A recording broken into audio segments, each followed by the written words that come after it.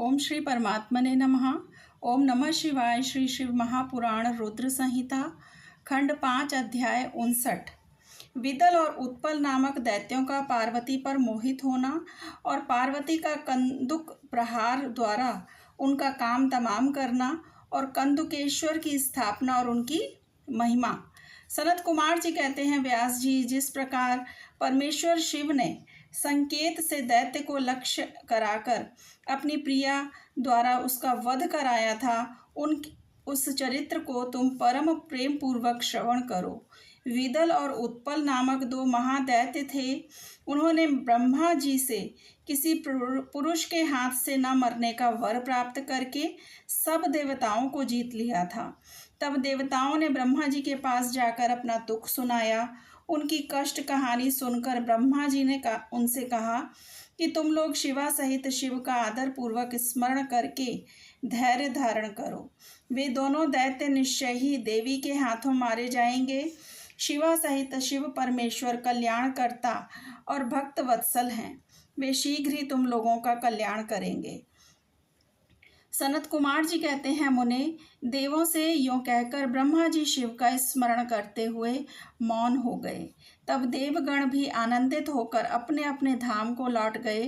एक समय नारद जी के द्वारा पार्वती के सौंदर्य की प्रशंसा सुनकर वे दोनों दैत्य उनका अपहरण करने की बात सोचने लगे और पार्वती जी जहाँ गेंद उछाल रही थीं वहीं वे जाकर आकाश में विचरने लगे।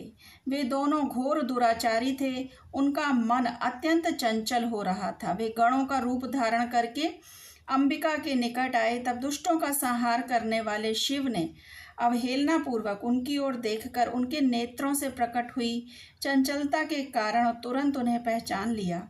फिर तो सर्वव्यापी महादेव ने दुर्गति नाशिनी दुर्गा को कटाक्ष द्वारा सूचित कर दिया कि ये दोनों दैत्य हैं, गण नहीं। तात तब पार्वती अपने स्वामी महाकौतुकी परमेश्वर शंकर के उस नेत्र संकेत को समझ गईं। तदंतर सर्वज्ञ शिव की अर्धांगिनी पार्वती ने उस संकेत को समझकर उसी गेंद से एक साथ ही उन दोनों पर चोट की। तब महादेव की गेंद से आहत होकर वे दोनों महाबली दुष्ट दैत्य चक्कर काटते हुए उसी प्रकार भूतल पर गिर पड़े जैसे वायु के झोंके से चंचल होकर दो पके हुए ताड़ के फल अपनी डंठल से टूटकर गिर पड़ते हैं, अथवा जैसे वज्र के आघात से महागिरी के दो शिखर ढह जाते हैं। इस प्रकार अकार्य करने के लिए उद्यत उन दोनों महादैत्यों को धराशायी करके वह गेंद लिंग रूप में परिणित हो गया। समस्त दुष्टों का निवारण करने वाला वह लिंग कंदुकेश्वर के नाम से विख्यात हुआ और ज्येष्ठेश्वर के समीप स्थित हो गया। काशी में स्थित कंदुकेश्वर लिंग दुष्टों का विनाशक, भोग मोक्ष का प्रदाता और सर्वदा सत्पुरुषों की समस्त कामनाओं को पूर्ण करने वाला है।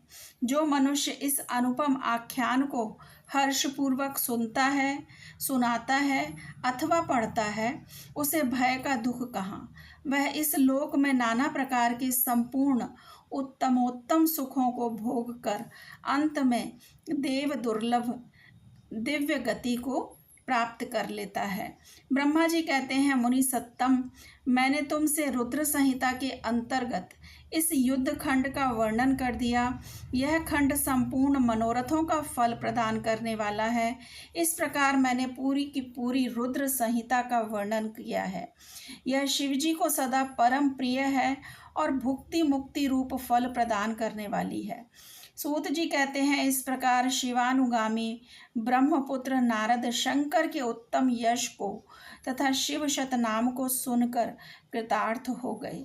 यूँ मैंने संपूर्ण चरित्रों में प्रधान तथा कल्याणकारक यह ब्रह्मा और नारद का संवाद पूर्ण रूप से कह दिया। अब तुम्हारी और क्या सुनने की इच्छा है। ओम नमः शिवाय। शिवजी सदा सहाय। रुद्र संहिता का युद्ध खंड संपूर्ण हुआ। रुद्र संहिता समाप्तम। अब शतरुद्र संहिता हम शुरू करेंगे। अगर आपको मेरी वीडियोस और मेरा चैनल पसंद है तो मेरे चैनल को लाइक करें और सब्सक्राइब करें और बेल आइकन का बटन दबाना ना भूलें ताकि मेरी अगली नोटिफिकेशन आपको प्रॉपर मिल जाए। ओम नमः शिवाय।